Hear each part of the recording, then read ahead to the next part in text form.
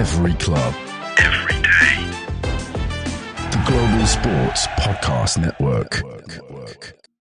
Hello and welcome to the Daily Newcastle podcast. After Newcastle United have beaten Ipswich Town to relegate their opposition and keep the pressure on their top five rivals. I'm Michael Grahamslaw, and today I'm joined by Joanne Ayres and Iain Mackay. I'll start with you, Iain. How's it going? It's going great, Michael. It's going great. We're a little bit advanced to what I thought we were going to do it today, but then I can't sit and watch City destroy Forest the way they're doing at the minute. So thank you for the alternative Sunday tea time. Absolutely no problem. No one likes seeing City win. And someone that will join me in that is Jo. How's it going, Jo? All good. Fresh out of the women's match as well, where the women actually put on a very plucky performance against what was pretty much a top of the league team from Birmingham. So we got a 1-1 draw. Oh. So I'm happy for the lads and the lasses this weekend.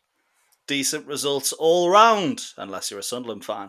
But there's none of them here, and that's cracking. So we're going to go into the game. Jason Tindall off the touchline with suspension, but Eddie Howe back on it. Absolutely fantastic that Eddie is back, even if he's not 100%. But I actually want to start the first half, well, obviously with the first half, but before the red card, because we knew a loss for Ipswich would guarantee relegation on their end, so you expect a bit of fight from them early in the opening stages. They harried us a little bit, but we certainly didn't look ourselves early on. What did you think, Jo? I'd agree with that. I think it was a very weird first half. I know obviously right at the bitter end we got the penalty, which was deserved, by the way. The red card was a weird one because I've spoke to my dad and obviously seen highlights since, because he was just like, oh, it shouldn't have been a red card. And I was like, well, he actually was grappling with him, so it was a yellow card, which means it was a red. He was like, yeah, but what I mean is he doesn't think the first yellow card was a yellow card, but I obviously didn't know that in the match. You don't see any replays, do you? But yeah, I mean, it was what it was and they got sent off, but it was a very strange one. As much as we had all that possession, and we were obviously still dominating them as such. Yeah, it's a hard one to describe because I just found it a bit of a bizarre kind of half. And then obviously you had the Bruno goal that wasn't. But watching that back, the keeper runs in at the back of a standing still Bruno. Mm-hmm. So it should have been a goal that counted, but never mind. The overhead kick that he tried, nice. But was obviously cleared off the line. But yeah, it was just, I think it was a bit weird. It was a bit scrappy. We definitely weren't on it. It was a much different second half, but obviously we can move on to that later in the pod. Yeah, I was going to say that that's pretty much all the topics I had written down for the first two parts. So we've covered that in two. We've covered that in 2 minutes. This has been the Daily Newcastle podcast. Lovely to see. But what about you, Iain? What did you think? Did Newcastle start sluggish, or was it just Ipswich, up into gear straight away? Do you know what? It's strange. Through that first half and through a lot of the second half as well, I just thought that Newcastle knew that Ipswich were so far below them that they weren't going to have to play at full pelt to be able to win comfortably. And that's how I saw it. I didn't see a magnificent display in the second half. I just saw us kicking into 2 or 3 really good moments where it was very easy to score goal number 2, goal number 3. Was a very weird game. I think it was affected a little bit in the first half because there was more off the ball stuff going on from Ipswich than any other team that's come to St James's Park this year. I think Morsey was very, very, very lucky not to get a red card for whatever it was he was doing to Joe Willock. I can only see it. Yeah.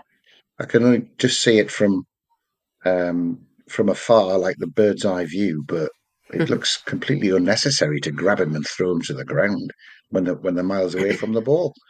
So there was a lot of that going on. I have looked at the replays closely, and he isn't touched when he goes down. Joe Hart on Match of the Day explained that when you're at full pelt and you're bracing for a contact you think you're going to get, you try and minimise how hurt you're going to be by falling. Yeah, but then when you're not actually touched, it looks like you're diving. So I think it was a yellow card because he wasn't touched. But it probably unfortunate for him because apparently he's not the sort of player who would go looking for a dive on the edge of the box. So yeah, but in terms of Newcastle, I don't know if Willock seemed to start really slowly, and it was his first start for a long time. I know he grew into the game as the game went on. The rest of the team grew into the game. I know we were really on top. We were carving out chances um, at the time that the sending off happened, and then after that, it was just a very strange last 10 minutes of the first half, wasn't it? Bruno Yeah, scored with 100%. a bounce off the hump in his back, and that was disallowed. Very strange. Great move. Tonali hit the post, and then it hit Barnes in the face or something. I mean, that should have gone in, shouldn't it? But that was cleared. Then the overhead kick. I really thought we were going to get to 0-0 at half time, and that would have been a bit of a nerve wracking second half. But you know, 100%. the penalty was definitely a penalty, and fortunately we went in ahead.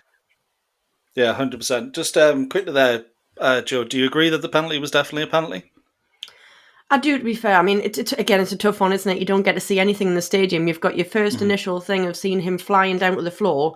Obviously, the crowd just goes, penalty, and everything stops, and he goes over to the monitor, and you know fine well when he goes over to the monitor, it's going to be a penalty, because I think of any time of ever in any match this is, not just ours, obviously seeing a ref go at the monitor, I've seen it turned over once. Like, as in, sorry, not, you know what I mean, not turned over is what I meant by that.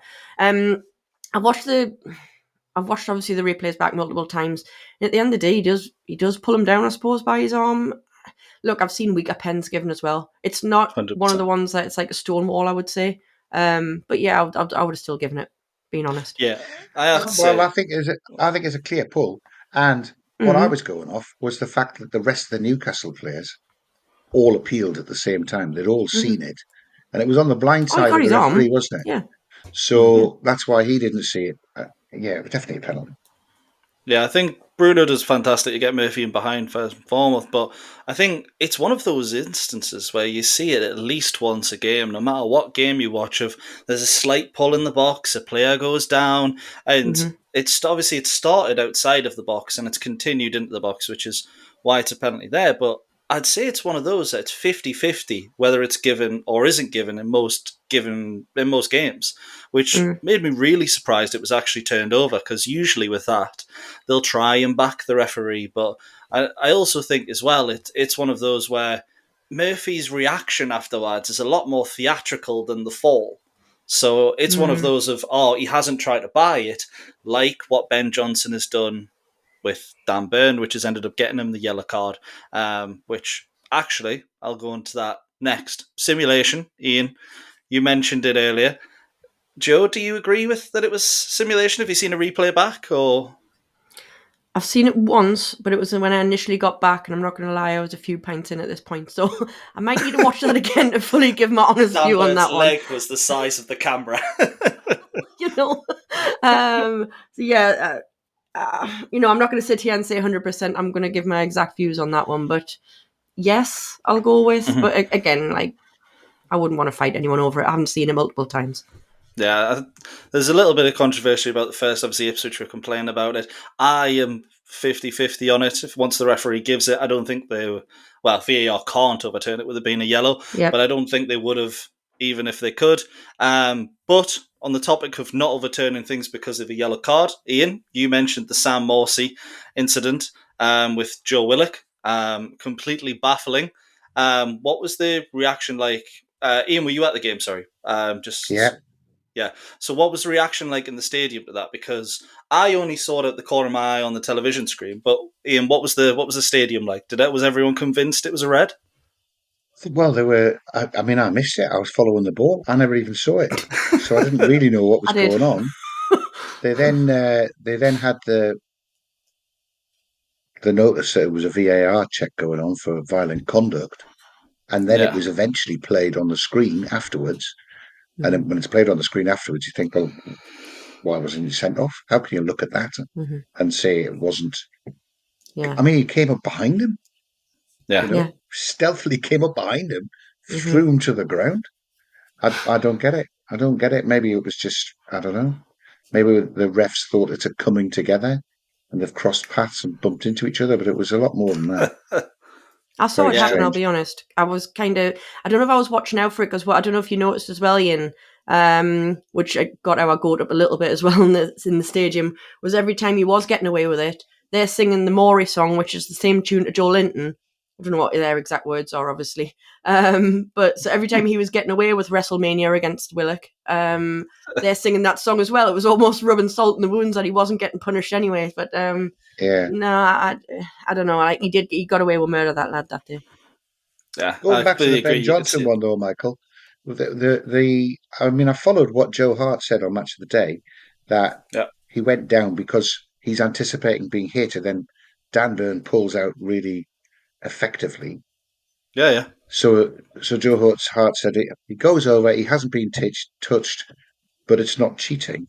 And if it's not cheating, then I don't know if it was worth a yellow card. If that's the Yeah. sort of thing that can happen in the normal course of the game. So I followed his argument right up to the point that he said, so therefore it was a yellow card, because actually what you just said was you're giving a reasonable explanation for why a player can go over without being touched by a big centre half like Dan Burn. So Yeah. it's odd. Anyway, it was a yellow card. He knew he'd been booked, and then the tango that he had with Alexander Isak less than 10 minutes later was obviously going to result in only one thing for him, which it did. 100%. Yeah. I think the thing with the Johnson incident, if you listen for the referee's whistle, which is something only nerds like myself do, but when he goes down to the ground, he turns around, he puts his hand out to the ref as if to say, come on, give us the free kick. And then the referee blows the whistle and gives the yellow card. He doesn't blow his whistle until Johnson has the time to go down to the floor, turn around and claim for Immediately, it. yeah. And I think if you're not going down under any contact, if he doesn't claim it, he probably doesn't get the yellow card. That True. is stupid, but I think that's the way that the referees worked there. So it's unfortunate. I don't really like the fact that we needed a red card to get ourselves properly into the game, but it was coming. We were up in the tempo. Yeah. Obviously, after the red card, Alexander Isak missed a few chances, but I'm going to get into the rest of the first half and a bit of the second after our first advert, which is from Bioniq. Your body is unique, and Global Sports Podcast Network has partnered with Bioniq, the world's most personalised supplements. Bioniq provide 100% tailor-made supplements designed to deliver precisely what your body needs at exactly the right levels to optimise your health. No guessing. So click the link in the show notes. Use the code GSPN 2025 for 40% off your first month's subscription. Bioniq. Don't settle for off-the-shelf solutions made for just anybody. Get what's right for you right now. Your body is unique.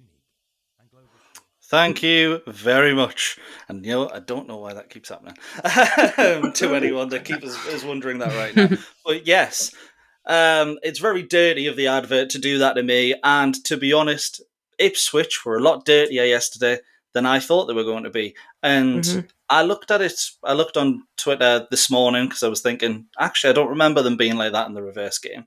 And if you actually search for Ipswich and dirty, thankfully the right things come up, and it's people talking about Ipswich. That's such a dangerous game to play, though.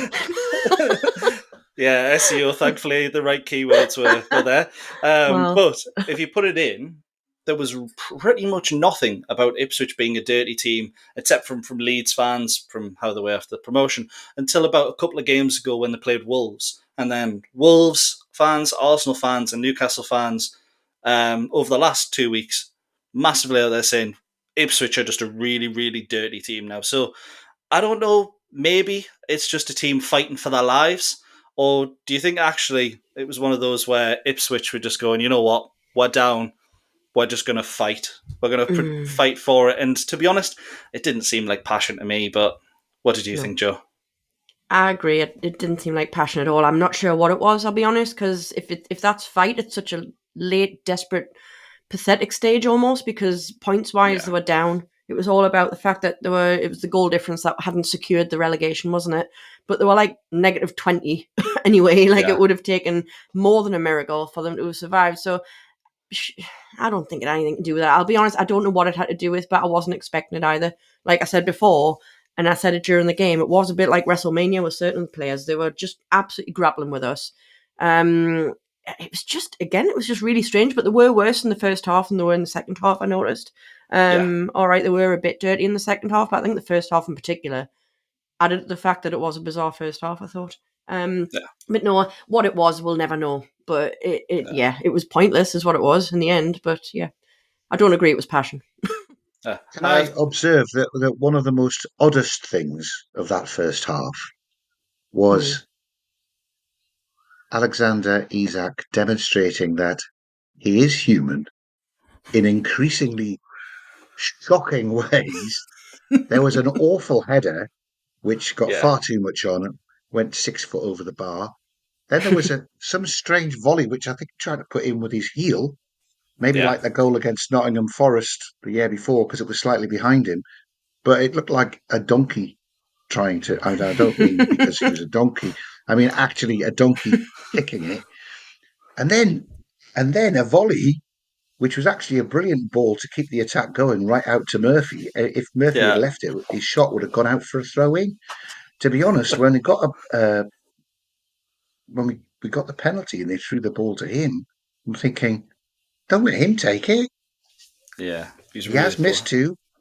But it was very odd, and I mean, I think he improved. I think he took the penalty all right, although it wasn't in the corner like he normally does. And he was better in the second half. But it just seemed to be going from bad to worse for him in the first half. Yeah, 100%. People have been saying that quite a lot over the last few games, that he just doesn't look fit. I do hope that's the case, because usually if a player's looking for a move, you can tell by their attitude, and that's where people are going to go next. Isak was a little bit out of form because he wants to move to Liverpool or Arsenal. Why would you want to do that? But what it just sort of feels like, he's just a step slower than what he was midway through the season, and that can come with just a knock that we've seen. Joe Linton's needed surgery this week. It seems like it's something that's been bothering him for a little while. So if Alexander Isak is just a little bit behind the pace, at this stage of the season, you can't afford to carry anyone.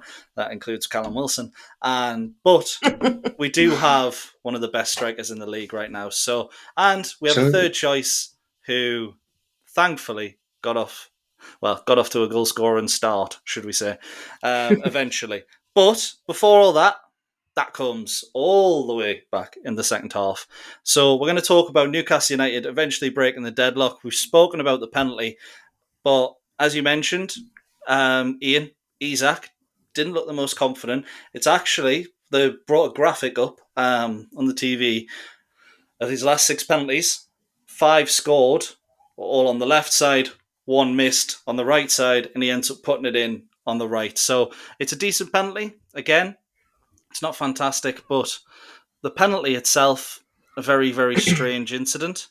That was pretty much, I listened to what Paul Merson said on Soccer Saturday, and he said if it goes in, it's game over. Did it feel like that to you, Ian? Yeah. Increasingly desperate for one to go in, because that previous 10 minutes with the balls off the bar and cleared off the line, it looked for that short period of time as though we weren't going to score.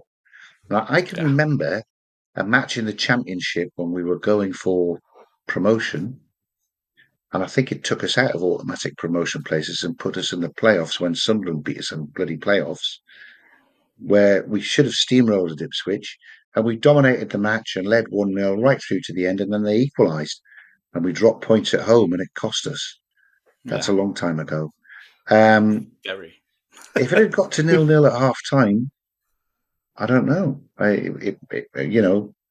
If Isak had missed a penalty, for example, and we'd really got in our heads, God, we're not going to score today, you don't know how awkward that could have been with the previous experiences against Bournemouth and Fulham and Brighton, etc. Yeah. Thankfully, we got that penalty, and we didn't have to worry. But yes, once that had gone in, you just thought the second half we'll pick them off. We'll get everyone off. We'll bring players on to rest them, and so it proved. This is what I didn't come out feeling super thrilled in the way I did after the Crystal Palace match. it was just we just coasted to a 3-0 victory because Ipswich was so far behind us. There was no challenge. I don't think we'll turn up at Brighton or at home against Chelsea with such a relaxed attitude. I noticed in the first half, Ipswich were getting to a lot of the second balls. Ipswich were Yeah. doing the pressing. We weren't pressing them much, which was exactly how you do get into trouble against a team slightly better than Ipswich. But, all's well that ends well. The key thing on that game was that we got 3 points, put the pressure on the True. teams playing before us to see if Yeah. they can win some tough games. 100%. I think as well, looking into that, it was such it's a fantastic result just because of what Chelsea did in the earlier game. They narrowed out a 1-0 win over Everton. Obviously, Villa didn't play. They were too busy getting knocked out the FA Cup by Crystal Palace, which does have implications on potentially the European positions. But we might get to that later or tomorrow. But, Joe, just to finish off, when it went to 1-0, were you pretty much thinking, yeah, it's game over now? Yes and no, but yeah, I felt a lot better because it was a funny one because, like we've said multiple times already in this pod, that Ipswich were just no real threat, were they? And they just weren't right through to the end of the game. And the stats show that they weren't. They had 4 shots, none on target. So I didn't actually feel like they were a massive threat, but it had that feeling of, are we just going to have this dreary kind of 0-0 draw? Like, is this just going to pan out that we're just not quite going to score because we were in such a low gear that it was just going to ride out? But no, I was never worried or scared that we were going to lose. I was slightly concerned that would just let it peter out, but I'm talking about a really slight concern. I still had belief that would win. But yeah, I mean, I think the only difference was scoring right before the half, and it's exactly what Howe said as well. It obviously did make his halftime team talk slightly different. He says because at the end of the day, going in on a 1-0 is absolutely different to going in 0-0, especially when you know you've had either missed chances or disallowed goals and stuff like that. So that would probably be the only implication I would say of getting that goal before the half. Yeah, 100%. And then second half, it was pretty much all Newcastle. There wasn't really much to talk about except from the 2 goals. First of which, short corner. Personal pet peeve, I'm not going to lie. And I will ask about that in a moment. But we double our lead from a short corner. Murphy takes, quick 1-2 with Willock. Trippier knocks it in. Dan Burn, back post. Easy as you like. It was one of those where Ipswich were going to sit back. It took Newcastle a little bit of a clever set piece to unlock the defence. But, Ian, I'm going to come to you first. Short corners. How do you feel about them? Do you like them or do you hate them? Because I hate them. I don't know why you hate them, Michael. If you look at how many times Trippier can put a good ball in, or Gordon, when he's taken them, will put a ball into the middle and we just go sailing straight over everybody. We're not brilliant at. I mean, I know we score some with headers. Carabao Cup final, for example, we were good at corners. I just think a short corner is a variation on, and nobody knows what's coming. And I can remember a lot of goals being scored from a short corner, particularly that one with the little boy where it knocks down onto the byline and gets chipped in. And Trippier did one of those for Wilson last year against Man United, was it? Yeah, I believe so, yeah. Yeah. So I'm happy with a short corner. I quite like them mixing it up. Why do you not like them? My thought is just I've seen, maybe it stems from that period where we hadn't scored a corner in, I think it was 1.5 seasons or something like that, and every single one seemed to come short, and then the cross would hit the first man. They're getting more and more effective at the minute, which is what's annoying me more, to be honest, because I'm starting to think maybe they're okay, but the amount of times you see a short corner and the cross still just hits the first man, or the person who's about to cross it gets tackled or intercepted, and you've brought, let's say, the slowest centre-back in the Premier League, who's 6'6", he's not the slowest, but Dan Burn, up into the box, the ball's supposed to, goes into him more often than not. If you bring him all the way back, and let's say you're playing Crystal Palace, as Malassar, Eberechi Eze, Mateta, all of them on the break. Dan Burn's not getting back there. Your centre-backs aren't getting back there. So for me,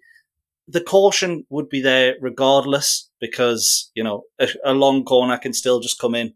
But automatically, you more often than not, you're going to lose it. and I just maybe I'm just a Brexit Michael. corner man. Michael, go back and have a look. Michael, Go back and have a look at the highlights of the old games. I can remember a corner, short corner taken out to the edge of the box, crossed all the way to the back for Bruno stealing in and heading against Brentford, against Southampton. And it's the short corner routine that gets a different angle for the cross coming in. Because if it's always an in-swinger from Trippier, then it's much more straightforward for the defence to clear, or to at predictable, I least be guess. in the way, so Dan Burn or Fabshar can't get a clean header on it. Oh yeah, I'll be honest. I don't mind it once or twice, but when it seems like it's every other corner, it annoys me. But I could talk about it all day. Joe, do you have an opinion on it, or? I'll make it quick. I don't mind it as long as there's a plan behind it, and I know you'll know what I mean, because sometimes they do it because they don't actually have a plan. I love it when it's a great training ground routine that ends up paying off, but not every single cross is a training ground routine, and you can tell that because sometimes it's like they've went to do it and they almost change their mind at the last minute and just knock at the first player instead. So yeah, I love it when there's a good routine behind it. But if you're just doing it out of I've run out of ideas and I'm just going to knock it short, then yeah, I don't like it. But I could see that about a long corner as well, and you've just smashed it in for the same sake of smashing it in, and then it's just cleared, and then crap. It could be argued. So, yeah. It could be argued the hatred stems from Bruce Ball. Well, I Potentially. think it's got a massive influence, yeah. So maybe I'm still hurt. Corner into the box is a bit of a lottery, isn't it? I mean, Massive it lottery, shouldn't be when you've got Dan Burn. It's a bit of a lottery, whereas I think a short corner is a training ground routine. I'm just remembering the one which Lewis Hall and Anthony Gordon did that resulted in Mark Gay putting through his own net at Crystal Palace. Now, that got us a goal, and we never had a shot in that game. Yeah. So there is value And that to was it all. also a free kick. Oh, was it? My It was a point free is kick proven. Right, it's a free kick in the corner flag, though, isn't it? No, I'm pretty sure it's that side, but I think it's edge of the box. But yes, either way, I believe one of you has a Zencastr ad for me. I'll do it. Hang on. There we are. Here at the Global Sports Podcast Network, we spent a lot of time selecting our delivery platform. Zencastr came out the clear winner, with 4K video recording from your phone and AI editing that automatically removes all those ums and ahs. It's super easy to start a podcast, it sounds great, and is delivered efficiently. If you're ready to tell your story, check out the link in the show description to learn more about Zencastr. Absolutely fantastic stuff. And what else was fantastic was Newcastle United's third goal, which comes from the long corner. The good old Sam Allardyce of just whacking it into the box and hoping for the best. Osula leaps like a salmon and diverts a beautiful header, not too dissimilar to those who were watching the Tottenham Liverpool game as Solankis. Clearly he's been watching his Osula tapes. Who can blame him? The better striker. And I will say the celebration does need work from Osula, but I'm sure he'll get plenty more opportunities to test it out. Joe, how happy were you to see Osula get his first Premier League goal for the Max? Extremely. I mean, when he was coming on, I was like, oh, come on, this has got to be the game, like in the team that he's going to score against. And it took him 3 minutes. So fantastic. And it was my favourite goal of the game, I'll be honest. I mean, the place erupted for him and then obviously broke into the wonderful Osula song, which I know Ian absolutely loves. But yeah, come on, it's brilliant to see the young lad. He's just hyped, isn't he? Like he is just a kid living a dream at this point, because he is still so young and he's got a lot to learn. But no, I was just really happy for him. But it was a really good goal as well. It's not like it was just this scrappy little 2-yard flick in sort of thing. It was well taken, and it was who did I see? Was it Bruno? No, it wasn't Bruno. Anyway, one of them were being interviewed afterwards, not Osula. And they were talking about the Osula header, and they were saying how good it was, and they were like, well, if he meant it. And I was thinking, how are you going to say that? I was like, he totally looked like he meant it. And I was like, are you winding him up here? But yeah, I mean, they did laugh after they said it. So was it Byrne? It was Dan I was Byrne, wondering who it was. laughing. Yeah, and he was like, well, if he meant it. And I'm thinking, well, he totally meant it. If you watch Osula's celebration in the corner flag, you can see Dan Byrne running up behind him to congratulate him with a huge smile on his face. Yeah. I mean, they were so happy for him. Obviously loved in the squad by all the senior players, because he must just put a load of effort in. Now, I'm hoping, came on at the same time as Wilson yesterday, didn't he? I'm hoping that a goal like that will demonstrate that he's increasingly more ready for the Premier League, and maybe he can be the first change when it's the strikers that are being changed over, rather than Callum Wilson coming on to geriatrically huff and puff his way up and down the edge of the opposition goal box. Goal box? Do you Goal think? mouth. Do you think Osula's taken Wilson's place after that? Because let's be honest, Osula did more in 15 minutes than we've seen Callum Wilson do in combined games since coming on. Do you think that's the Yeah. case, Ian? I think so. Some fantastic step overs, really Mhm. good, and as Eddie pointed out, a good choice of pass as well. He didn't just Yeah. think, "Oh, I could beat everybody." But had one fabulous shot, which I think was goal bound until it hit Bruno and went wide, um, which was after a really good run and a step over and a left foot and drive. He hit it really hard. So he could have had two. Yeah, But yeah, let's absolutely. get him on. I mean, we've been shouting for Asula since we saw him score that fabulous goal against Bromley. Yeah. If you want to get ready if you want to get Premier League True. ready, get some minutes in the Premier League. Before yesterday, he'd only played 19 minutes in the Premier League, and he must have come on 4 or 5 times. So he's not really had a Yeah. chance. That was his longest chance, and he's decorated it with a goal after 3 minutes. Well, Absolutely. Joe, what do you think? Osula above Wilson now? I would say so. I've wanted Asula above Wilson for a while. Just again, backing up what Ian's just said, he needed a chance. He needed, like you say, 19 minutes out of all the multiple times that he's been subbed on. That's just nuts, really, isn't it? Yeah. So just shows give the kid a chance. And I mean, if you did, if you give him a chance and he's no good, then so be it. But you've got to give him a chance before you write him off. And he's full of energy, man. And I think that's exactly what you need, especially in the kind of dying minutes of any game. I'll be honest, if you're up or not, it's still nice to have someone come on who can absolutely run loops around. Like you say, do some nice little tricks and stuff as well. But he's got the energy that Wilson he just hasn't anymore, and it's nothing against Wilson. He's older, he's crocked. Let's get real. But yeah, it's no hatred towards Wilson, but I would choose Asula. He's the future, isn't he? Wilson's not. He's the past. Yeah. I thought Yeah, as well, and just to mention, Michael, that Lewis Miley, when he came on, he's got such an old head on such a young pair of shoulders. His choice yeah, of pass is excellent. And so cool under pressure.